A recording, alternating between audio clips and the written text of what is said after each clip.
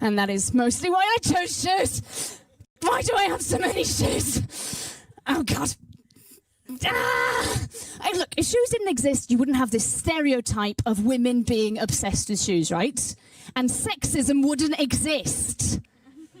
Shoes create sexism. Well, we only have an average of 80 years on this dismal, horrible, floating rock, and yet I've decided to waste my life by subjecting myself and you to unimaginable cringe. That's right, today we are going over more feminist stand-up comedy, essentially just tightening the noose around my neck. As you may have heard, I am now an SJW soy boy libtard beta man bun cuck, so I have to begin this video with a trigger warning. Oh, hi. I'm your friendly neighborhood friendly boy, and I'm here to give you a friendly trigger warning. What you are about to witness is extremely cringy. In fact, it is so nauseating, you may find yourself having uncontrollable diarrhea while passed out at a frat party. So you have been warned. Proceed with caution. This has been your friendly trigger warning. Also, someone, please help me, because my uncle has been a little too friendly with me since I was 8. Alright, so you guys have all been warned. Let's get into how feminist comedy has managed to get even worse. What's up, everybody? It's your favorite gay-looking straight boy Hunter Avalone here, back with another phenomenal video. Today, we are once again talking about feminist stand-up comedy. Now, as we all know, pop feminism tends to ruin a lot of things, and I've said it before, I will say it again, feminism and stand-up comedy do not belong in the same sentence. Seriously, it's like anti-vaxxers and children. You just don't mix the two. Now, a few weeks ago, I did a video analyzing feminist stand-up comedy. In that video, we went over the basic formula for a stand-up act, mainly focusing on pace, delivery, and subversion of expectations. But today, we are analyzing a different kind of comedy. That's right, roast comedy. This is where we meet our good friend Lilly Singh, the once famous YouTuber gone mainstream hack, notorious for making the most cliche, insufferable jokes imaginable. Lilly is notorious for complaining about sexism, invoking her identity in virtually all her jokes, and generally just being unfunny. Despite all this, for some reason, the NBA decided to let her host a short roast segment of the NBA players, which, as you can imagine, was horrible. So you can thank all your dumbass kids for her being here. Give it up for this lucky Lilly Singh.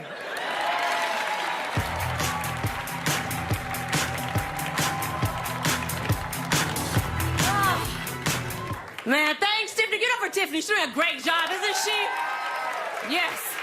So today, we are going to be the joke police and analyze Lilly Singh's terrible attempt at roast humor. Man, I love Tiffany. I love you, Tiffany. Yeah, she's like family, you know? I'm Indian, so she's wearing my cousin's hair right now.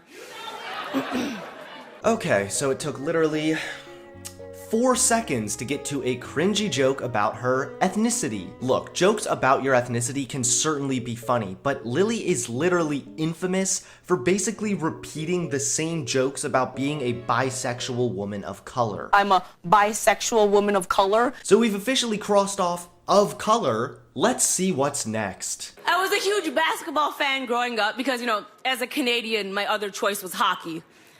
And if I wanted to watch white people skate, I'd go to any courtroom in America. Okay, credit where it's due, that was kind of funny, but the problem is, Lilly's entire comedic career has been based on this type of humor, so it really falls short and fails to subvert expectations. Like, we get it, you're a woman of color, and white people privileged. This kind of humor is really only funny if you're already immersed in this niche woke culture, and like a lot of Lilly's comedy, this fails to appeal to a broader audience. So these are some of the obvious reasons why her comedy fails, but the cringe runs deeper into more structural issues as well. Jeff Ross, a famous roast comedian, gives some basic pointers for what makes good roast comedy. Of course, pacing and subversion of expectations is still an important factor with this type of humor, but Ross also says to keep it short because the fewer words the better, let the tone fit the subject, and don't be afraid to push the limits. I'm gonna show you a clip from a Comedy Central roast of Alec Baldwin to show you what good roast comedy looks like. Alec, your brothers aren't here because you hate them. Your colleagues aren't here because they hate you. And your best friend isn't here because he hung himself in a Manhattan prison cell.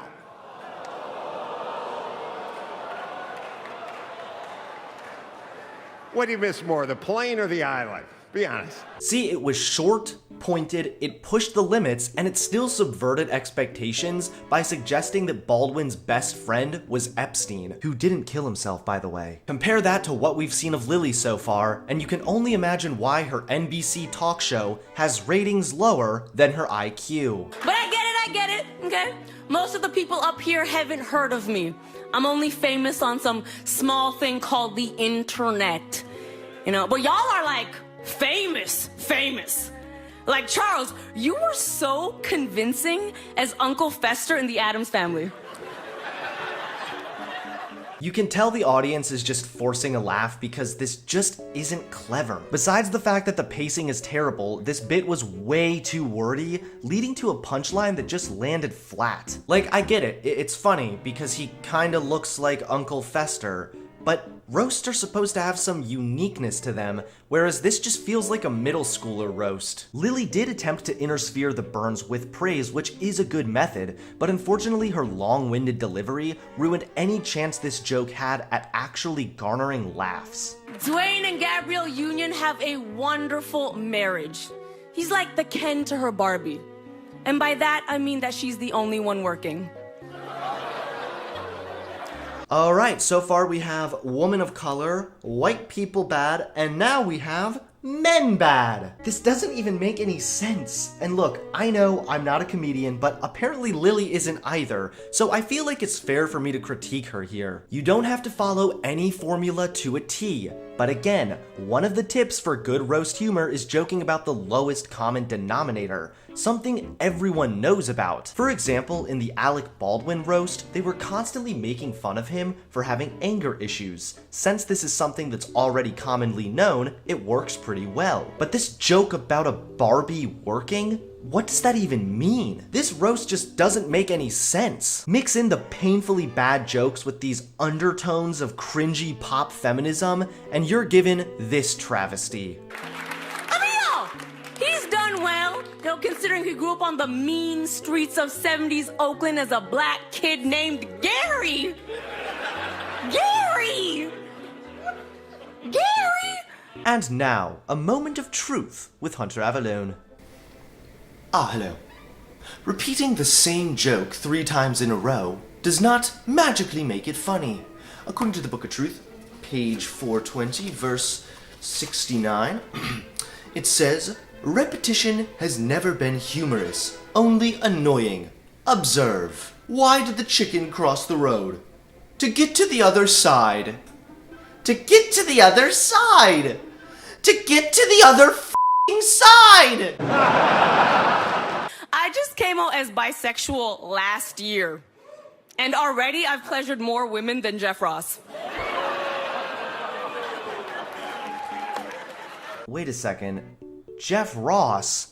He's the guy who literally provided the roast comedy formula I've been citing this entire video. Oh my god, I can only imagine how much he's cringing at Lily's terrible attempt at roast comedy. This is like a dollar store Snickers bar making fun of a Lindor truffle. Also, let's not forget, we can now check off the bisexual box. Now I'm just wondering how long it'll be until we get a vagina joke. I'm not even close to being a comedian. I mean, I make YouTube videos with corny dad jokes, but I'm pretty sure I could come up with a better roast than Lily Singh.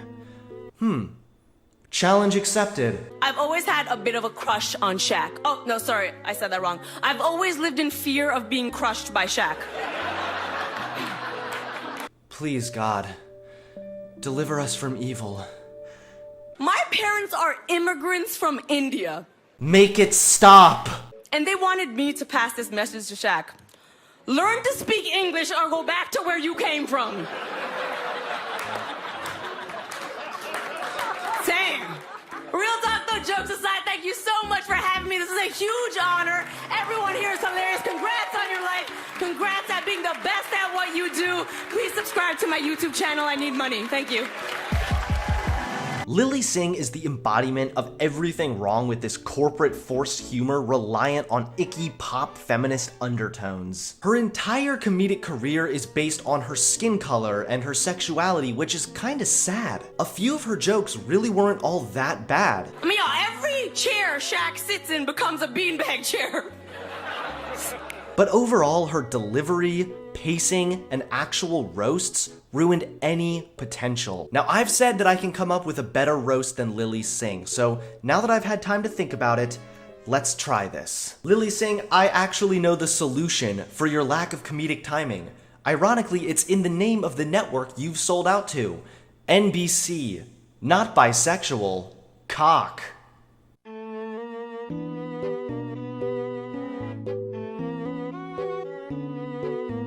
Thank you everyone for watching. I hope you enjoyed this video. Please give this video a like, comment below, and subscribe to the channel.